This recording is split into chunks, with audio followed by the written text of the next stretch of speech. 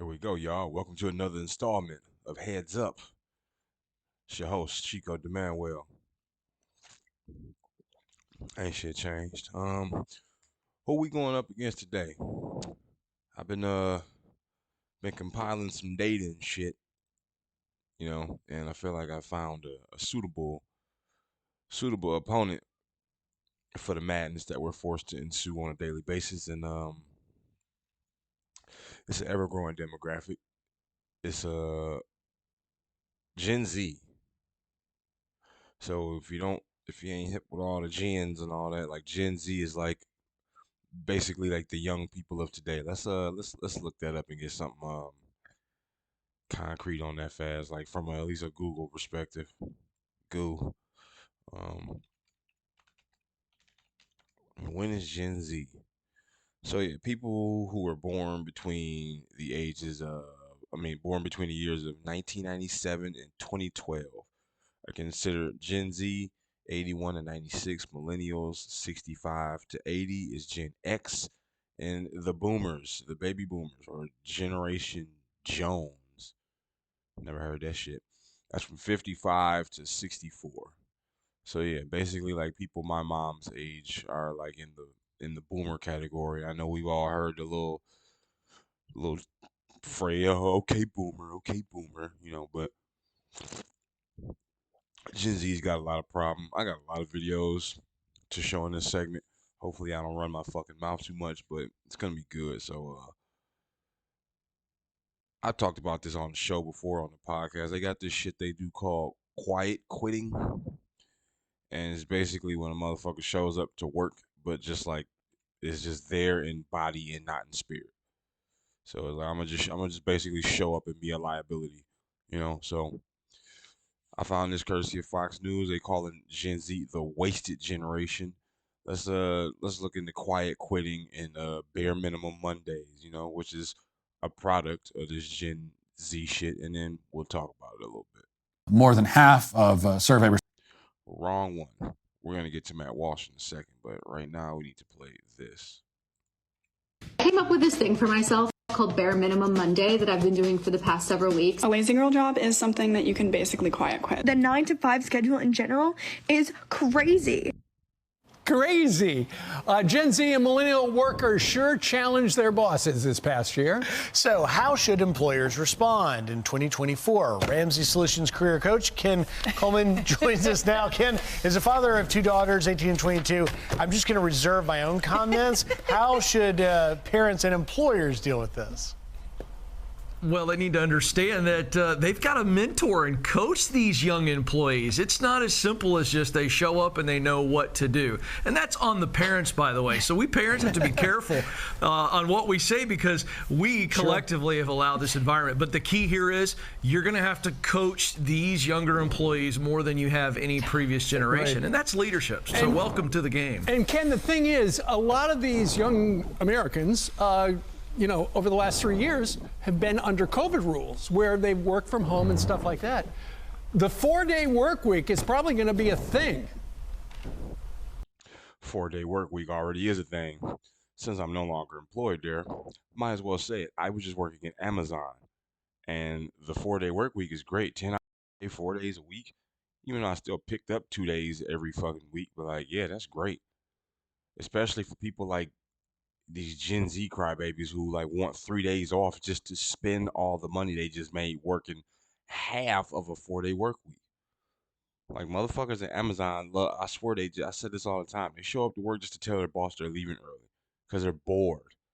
Like they don't have anything that would actually match the dollar income that they're doing. They just don't want to be at work. Their attitude towards work is more job than career focused. Like they just look at this shit. They don't want to be broke, so they show up to work, which ain't a bad reason. But it's like if you just here because you don't want to be broke, that means you just showing up, but you're not an asset. Like you could disappear and nobody would fucking notice. So that's not cool. But 4-day work week is already here. 4-day work week is a good idea if you're still gonna work 40 hours. If you're doing like some RT shit, which is reduced time. I guess for like maybe like mothers, single mothers who need a little bit of flexibility, or people who like going to work and school or some shit like that, it'd be great for them. But this whole, if it's not a 10-hour work day for 4 days, then you might as well stick to the 8 hours a day, 5 days a week. Because I mean, and a lot of the problem is these Gen Z, even if these motherfuckers had money, they wouldn't know what to do with it. So it's like they work because they don't want to be broke, but when they get the money, they fucking waste it because they don't know what to do with it. It seems like there's just a pattern in human history, just setting the next step generation up to fail, not intentionally, but with the things that we should be knowing that they don't teach us. In that respect, yeah, they kind of setting us up to fail. It absolutely is going to be a thing. I don't know when, but it's been tested for a 6-month trial in London, England, and it came out pretty conclusive that productivity did not dip. It's also being tested in the United States as well. So I think that's going to be industry specific, and I think it's going to be leader specific. What I mean by that is you can't just shove 5 days of work into 4 days without some systems, and it's got to be advantageous to that specific industry. So I mean, yeah, that's true, but it's like you just take 2 hours, take the final day, like Monday through Thursday. You take Friday, divide it, uh, um, you know, divide them into 2-hour chunks and just add them to the first 4 days.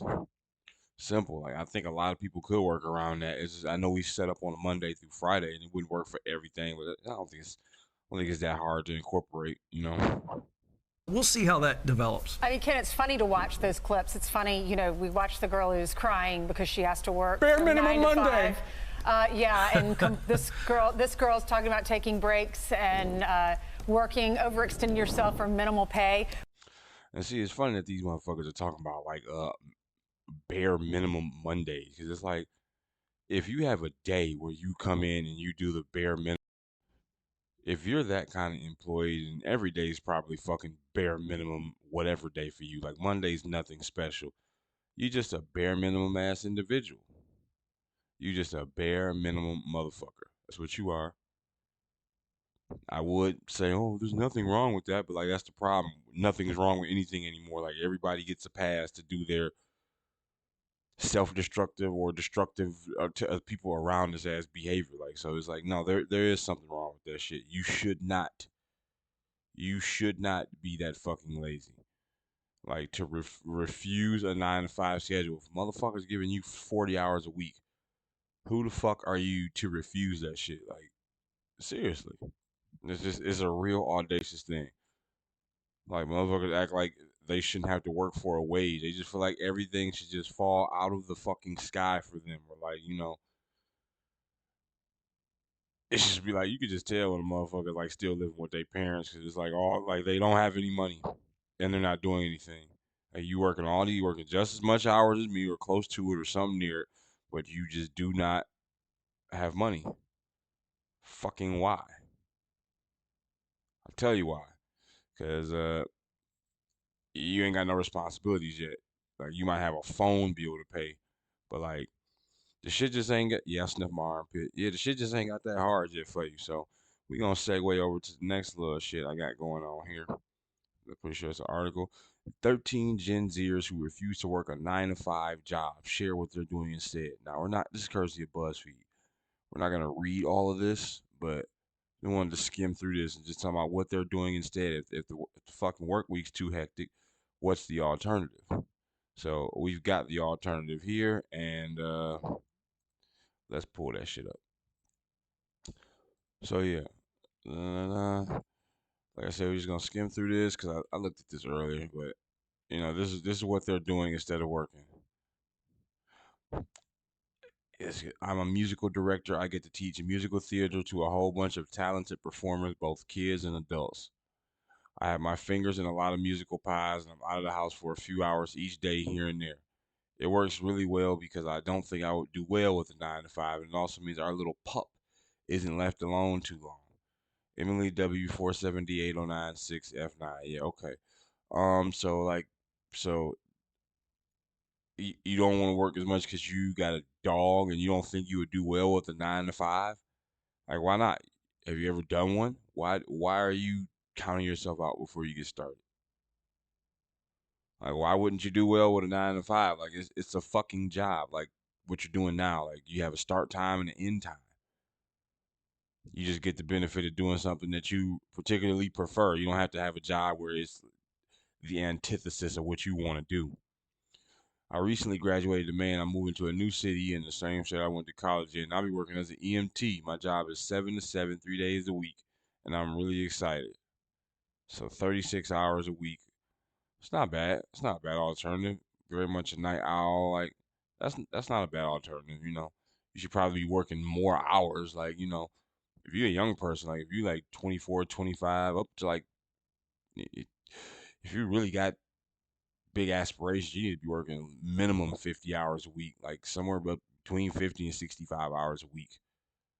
Like, if you know what you're doing with that money, it's not like you're just trading time for money. It's like, no, you're trading time for money with a purpose. So, you can be the one getting people to trade their time to you for money.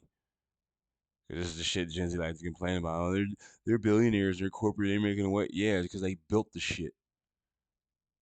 And why would they entrust somebody as fickle as you with like all this money and shit? And you just gonna not feel like showing up to work, or you just gonna be like, I can't believe people did that. Like, if you'd existed 50, 60 years ago, like you wouldn't have the room to have that attitude. Like, why the fuck do I have to do this? Because it's like, who else is gonna? Me and my friend are going to join the circus. We both do silks and trapeze. I'm so excited because I will get to do my favorite thing with my favorite person. Yeah, whatever. I mean, I guess chase your goals, but that's fucking stupid. You're gonna give up a job to go be in the fucking circus with your best friend? Like, I mean, I guess that's fun, but like, how the fuck? Come on. So you literally going to be a clown? Like, fuck out of here, man.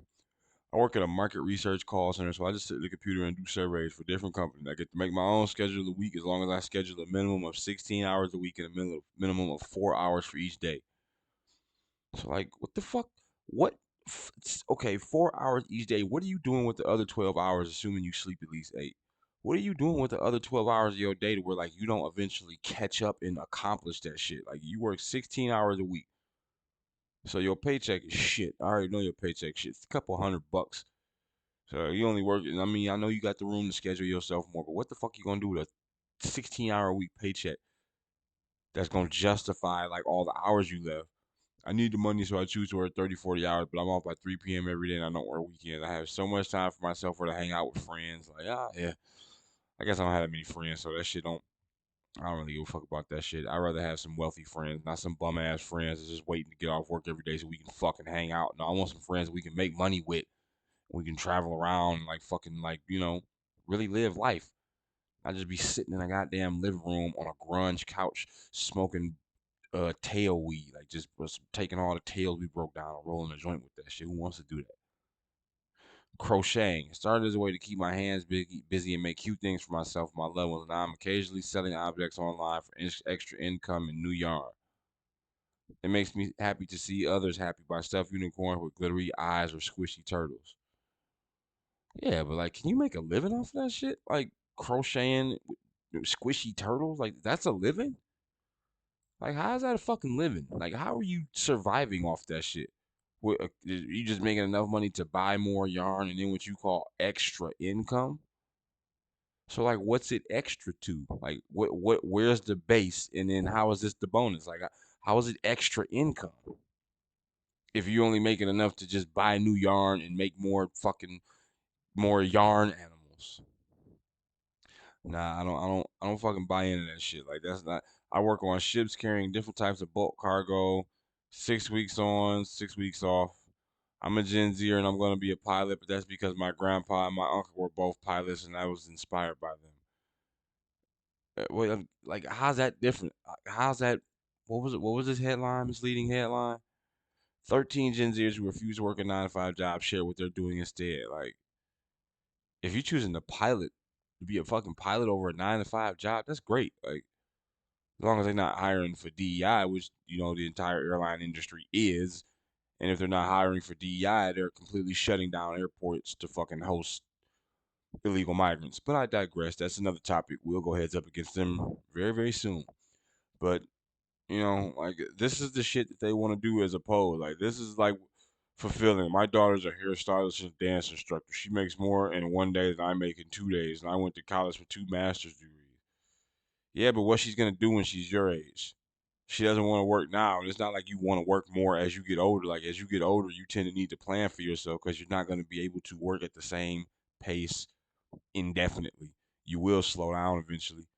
So you gotta like have some kind of plan for the slowdown. Like, you know, most of my hours are spent just being a barista with only 5 hours a week dedicated to doing my admin work. Yeah, you get to, but like I hear all this and I get all the afternoon to myself. It's like, yeah, this old selfish ass hedonistic approach is like what are you doing with that though? Just because it's your time doesn't mean you're like making good use of it. Like I get more time to myself. I don't have to drive in traffic. I don't have to work a traditional 9 to 5. Like, yeah, but you work 18 hours a week and you fucking make like $250 after taxes. Like if your rent is $500, $600, like that's still pretty slim. And that ain't counting like food, transportation, clothes, like household appliances, like hygiene and shit, all that shit. Like you living on fucking $250 a goddamn month? I mean a week? Cause you only want to work 16 hours? Like make it make sense, bro. Like so I'm setting this up right now. I found a video from Sweet. Probably won't watch it in full, and I don't know if I'll touch on the next one. I found like it's not hard to find this shit on Gen Z, but like they're really weak bunch. You know, I like working around Gen Z is kind of what put my work ethic on the forefront. Like I used to have the Gen Z mentality, like, well, I'm wasting my time showing up working for money and blah blah blah. I need to be doing this. It's like, yeah, but you got to start somewhere. I don't give a fuck where you are. Like even Jeff Bezos, I just seen a statistic that said in 2023 that dude made fucking 8 million, $7.9 million an hour, which is like 191 million a day, and his net worth took a $70 billion hit. And it's like he doesn't pay himself that much, but he invests in stocks and whatnot. Like Jeff, like you gotta start somewhere. I heard somebody told me they read a book that Jeff Bezos wrote. He started Amazon out of his fucking garage. So what's your excuse? Do you think Jeff Bezos had that same attitude, like he don't want to work for nobody? Like you think Amazon would be what it is now? Of course not. There's no way. So we got Matt Walsh up here to talk about why Gen Z is so weak. Let's listen and comment. We might hit one more video after that, but For our daily cancellation today, we consult Fortune magazine, which reports that Gen Z, according to research, may be psychologically scarred by high inflation. Even worse, says this research, the damage may be permanent. Reading on, Gen Z's early careers have been stifled by a number of challenges, from a once-in-a-generation pandemic and a war on European soil to spiraling living costs and recession fears that have led to widespread layoffs. But according to new research, the economic backdrop in which young people are entering the workforce could have a much deeper impact on Gen Z than a squeeze on their lifestyles. Dio Ebinusawa, founder of London's Awa Business School and a former lecturer at Cambridge University's Judge Business School, told Fortune on Monday that the ongoing battle with inflation would have had a serious impact on the mindset of Gen Z workers, those aged 26 and under. Gen Z will be left with psychological scars from persistent inflation due to increased uncertainty and anxiety, he cautioned. A society where the young have little to no hope for the future is not a sustainable one. Not only will Gen Z be left with psychological scars, society at large will also feel the impact of those scars. So young people are not just dealing with a rocky economy, they are experiencing permanent psychological damage, a terminal loss of hope, and a profound sense of unease and anxiety. Now, of course, we hear a lot about the anxiety of Gen Z these days. In fact, The Hill just reported this month that Gen Z is the most anxious generation in history. And before Gen Z, we were told that millennials were the most anxious in history. Now, apparently, we have been unseated. We've been dethroned by Gen Z. Reading now from that report, a new report from data management firm Harmony Healthcare IT shows that 61% of Gen Z have a medically diagnosed anxiety condition. The report includes a survey of about 1,000 Gen Zers, or adults aged 18 to 26, who struggle with anxiety about their anxious thoughts. And while experiencing anxiety is nothing new for Gen Z, more than half of survey respondents, 54%, said their anxiety has been worse this year. their anxiety has been worse this year. Now, something I hear people say that I think just instantly like flags me as like I know you're full of shit. It's like people say something along the lines of like, oh well, my anxiety just flares up. Oh, my anxiety flares up. My depression just strikes. Like, what do you mean flares up? Like your depression, your anxiety flares up because like you have to give a speech in front of the class. Yeah, I get that. Okay, yeah, that's right. Doesn't mean you need medication or that something's wrong with you. It just means actually you're a normal human being who gets nervous when faced with situations in which they don't know the outcome. Like when you don't have a certain when the outcome is not one of certainty. Yeah, there's some anxiety to be had because like you don't know what the fuck's gonna happen, and we're kind of control freaks. Like we like to do things with the anticipation that like we're after an achievable result. So it's like we doing something and like we don't know how this is gonna happen. Like if you lose your job and you lose your house, like yeah, you don't know where you're gonna sleep, you don't know how you're gonna live.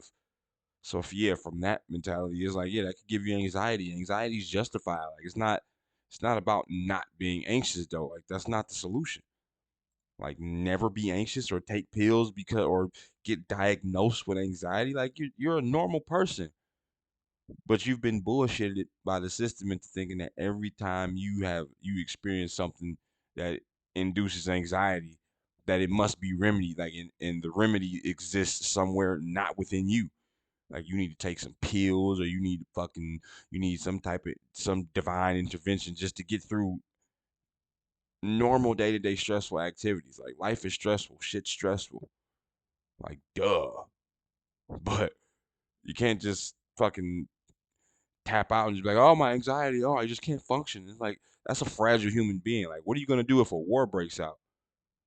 You're gonna be like swallowing amphetamine and like and fucking what's it called Adderall and all this shit, like just so you can like pretend to stay calm. Yeah, good luck with that. Hopefully a war doesn't break out because you'll die from anxiety before a bullet wound or shrapnel or anything else. You'll just have a panic attack and die from it because you're a weak little bitch, and that's kind of what you deserve. And out of those with anxiety, 43% said they experience a panic attack at least once a month, if not more frequently. The most common cause of their anxiety, the future. Most of those surveyed have said the future was the biggest worry, while 45% said it was finances. Almost 1 in 3 Gen Zers surveyed with anxiety said they used medication to help them manage the symptoms. So they use medication to help them manage the symptoms of regular everyday anxiety. Once a month panic, like unless you got some type of severe like mental disorder, like you should not be having a panic attack once a month. You should not be that afraid to live. Like what the fuck is happening in this world that's that damn scary to where once a month like you shut down and become useless. Or you start hyperventilating and we gotta go through all this procedure and and it's okay, stay calm. Like the fuck's what's wrong with you, man? What's wrong with you? Seriously. This is not okay. Like just because you have anxiety, it does not mean you have a mental disorder. Things like the future, like duh, the future is uncertain until it isn't, which is when it becomes the past. You're always in the present moment. There is no future. There is no past. The past has already happened and the future is yet to come. There's only this moment right here, right now. And if you would inject logic in your mind and tell yourself that and remind yourself of that, it might help with some of this anxiety as opposed to fucking washing down a bunch of pharmaceutical garbage with diet soda and then wondering why you can't face the world or work a fucking 8-hour shift without having a panic attack or folding like a little puss. Okay, 61% have been medically diagnosed with anxiety disorder. So think about that for a second. That's a staggering number, 61%. That is how anxious these young people are. And many of them are having panic attacks once a month.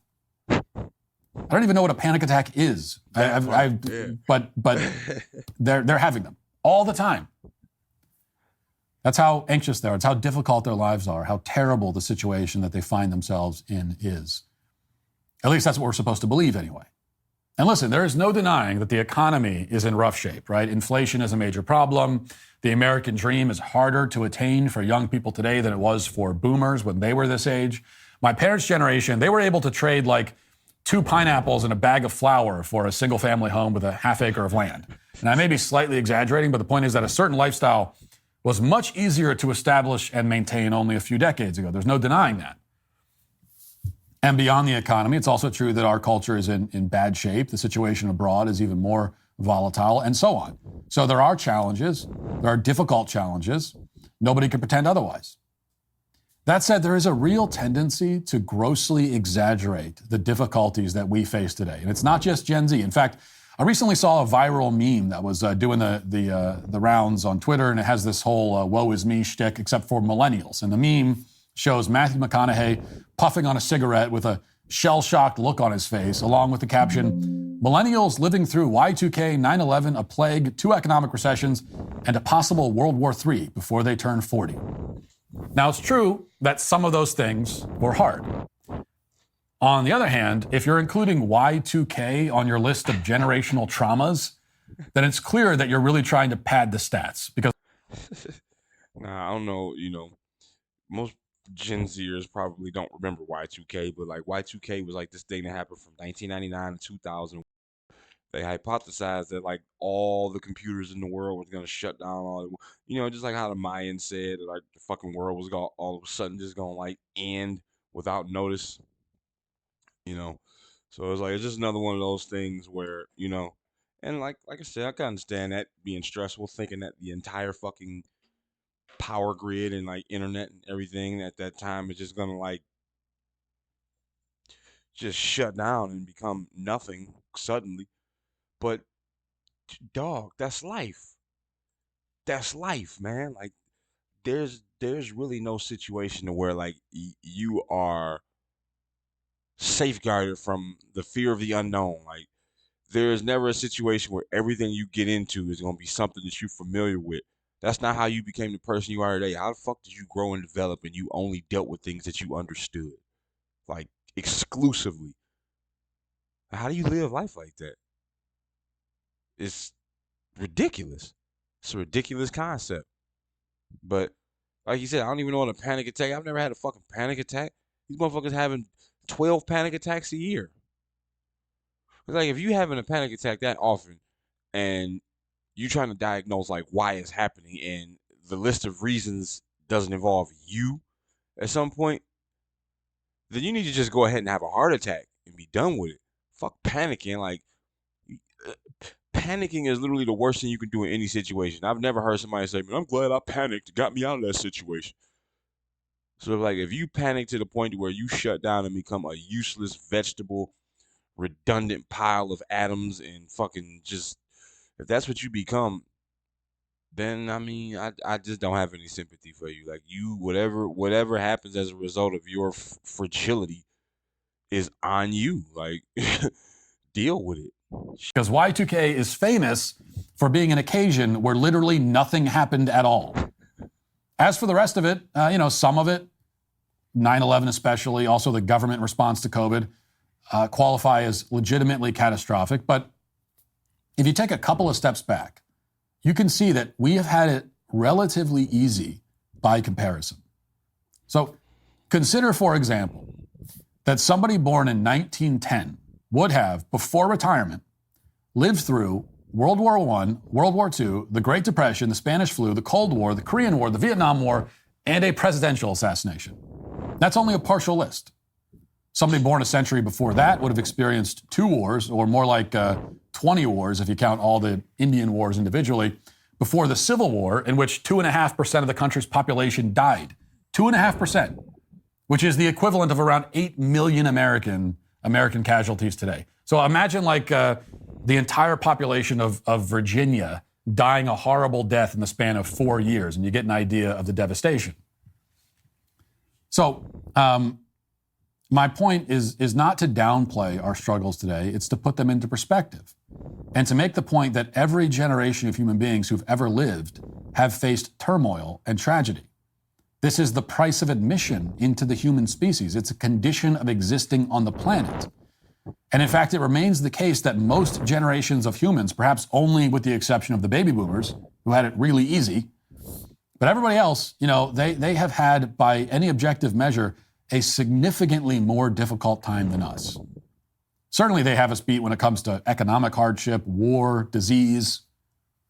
I mean, you should thank God every day that you didn't happen to be born in France in the year 1340, a few years before the Black Death would proceed to wipe 200 million people off the face of the planet. I mean, imagine watching as everyone around you breaks out in festering, oozing boils before they eventually die in puddles of their own vomit and blood, only to soon suffer the same fate yourself.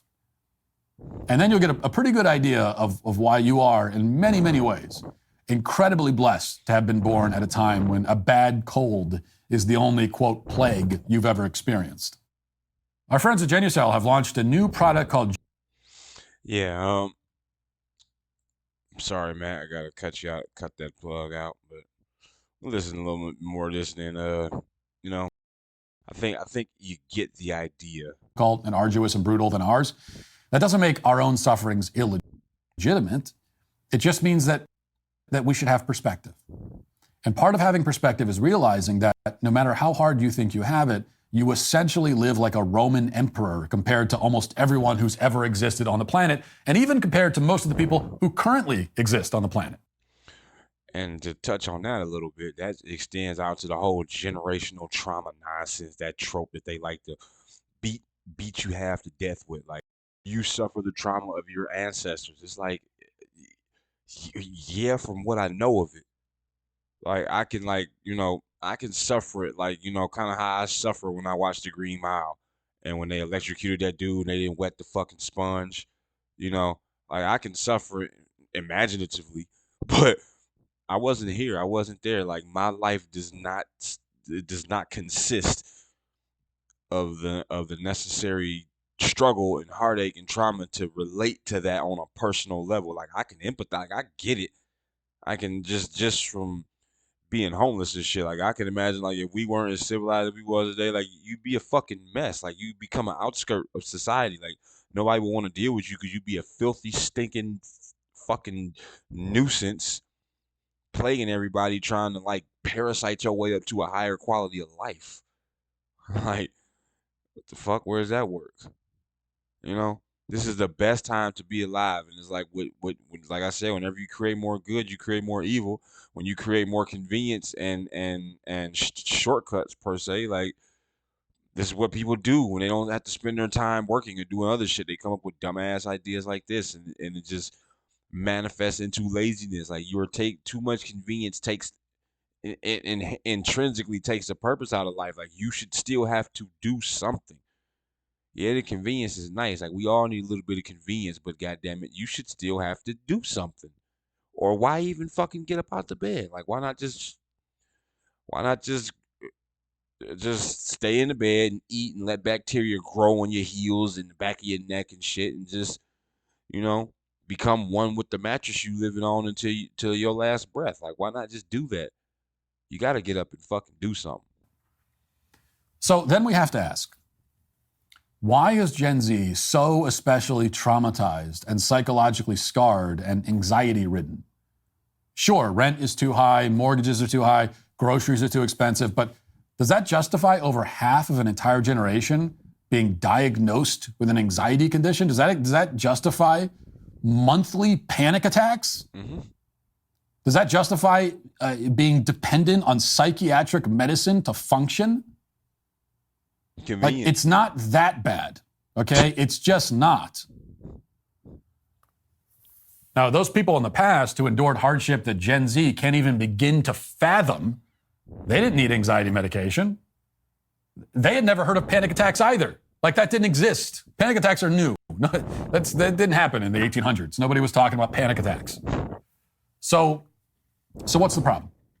Is it that people today are just simply weak? Is it as simple as that? Yes, that's exactly what the fuck it is. Like, the Gen Z is a mass batch of pussies. Soft. They cannot handle any struggle. Like, they can handle good times, but, like, who the fuck can handle good times? They say good times create weak men, or weak men create hard times create good men, and good men create. I butchered that, but it's something to the effect that like when shit's good, that's when like people start to not really value how things got to be that way. Which is why we need to remember history. They trying to tear down every little bit of history so you can't remember your struggle. Because without your struggle, you have no identity. Like there's no character building process associated with you when you just step into a world already built for you, already here for you. You start to think that this is how it should be. And it's like, not that long ago, motherfuckers didn't have this. Like, really not that long ago. So to sit here and try to base your existence on the trauma that other people went through, or the trauma that you're trying to allegedly avoid, or whatever shortcut you're trying to take, is a bad idea. It just is. How could it not be? How could it not be? Well, yeah, pretty much. I mean, it's as simple as that. That's actually what's happening. As a group collectively, we certainly do not experience more suffering or more hardship than humans of the past, but we are less able to deal with suffering and hardship. The cross that we carry is smaller, it's lighter, but our shoulders are not as broad and our backs are not as strong. And there are many reasons for this. We live in relative comfort and luxury, which has made us soft. We also, again, as a culture, are more secular, more nihilistic, more materialistic. And this has caused a kind of spiritual atrophy. It has made us psychologically brittle. But, and things like dealing with the reality of death is, I think, much more difficult for us because we are secular, materialistic, nihilistic. We believe that we're going to die and fade into non-existence, which I think makes death far more terrifying. Anyway, so there's a lot going on, but underlying all of that is the uniquely modern assumption that life is supposed to be essentially pain-free. So we think that we are entitled to comfort, that we have the right to avoid suffering and hardship, and those are assumptions that our ancestors would have never made. Our ancestors encountered death and pain and suffering, and they said, well, this is what life is. It's not that they weren't sad about it, okay? They were sad, they were distraught, a family member dies, something terrible happens, but they said, this is what life is. Life is suffering. We encounter that sort of thing, much less of it, and we say, no, it's not supposed to be this way. It's not fair. It's not fair. This is not how life is supposed to be. Says you. You see all these videos of Gen Z people that are like in tears because they have to work 9 to 5 now. In tears about it. It's not supposed to be this way. This is not how life is supposed to be. No one in history thought that way. Everyone in history said, well, of course you have to work. What else are you going to do in life? It's life. What do you mean? It's not fair. Not fair compared to what? Most of the anxiety and trauma and psychological scarring comes not from the suffering, but really from this refusal to suffer. This insistence that life owes us something else, something better, when in fact it owes us nothing. Nothing at all. Now, I'm not offering any kind of... Hey, no. Appreciate you, Matt, but I'm going to cut you there. Almost at time. But, yeah, like, the more, like, it's kind of practical. The more you try to avoid pain and suffering, the more you will inevitably deal with it. It's one of those things that you just kind of have to accept and, like, figure out your own unique way of accepting the fact that while life is a beautiful thing and, like, it's a wonderful experience, it's also played with the horror and trauma and, like, negativity and all that kind of shit. It's not a fucking walk in the park, And people throughout history have found the deepest sense of meaning in their life when they identify with the struggle. Like, if you were happy all the time, you wouldn't value it. I don't see anybody walking around trying to capture all the air that they can in a box because it's plentiful. Air is everywhere. So you don't walk around like just counting your breaths and like, oh, I better hold my breath for a second and conserve the air. Like, you don't do that because it's fucking stupid. Air is everywhere. It's abundant. It's here for the taking. So Michael Jordan says, there ain't no shortcuts in life. If you think you deserve to live a pain-free life, you're going to live a life full of pain and you're going to be disappointed because you've convinced yourself that a pipe dream is achievable.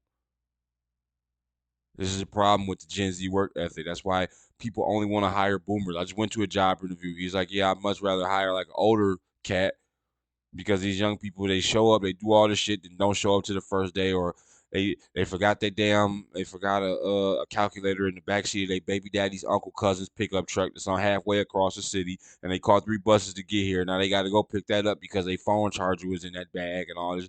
Nobody give a fuck about that. Nobody want to hear that shit. Either show up and do the work or get the fuck out.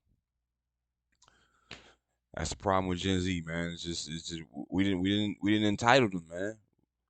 I am guilty of some of it, but my work ethic is incredible now because I understand that as a man, especially in my current situation, ain't nobody doing shit for me. If it's gonna get done, I'ma do it, or it's not gonna get done. So hopefully Gen Z could take a page out of that book and it'll probably fix half the problems going with them. It's really an attitude problem. That's why they can be convinced that anxiety is so destructive and all this shit because their mind is feeble and weak. And we don't need feeble and weak people walking these streets aspiring to just do nothing with themselves. That's just the decay of a civilization happening right in front of you. Fuck a Gen Z work ethic. You need to throw their ass into the fire, and the ones that come out will come out stronger, and the ones that don't is dinner. Fuck them.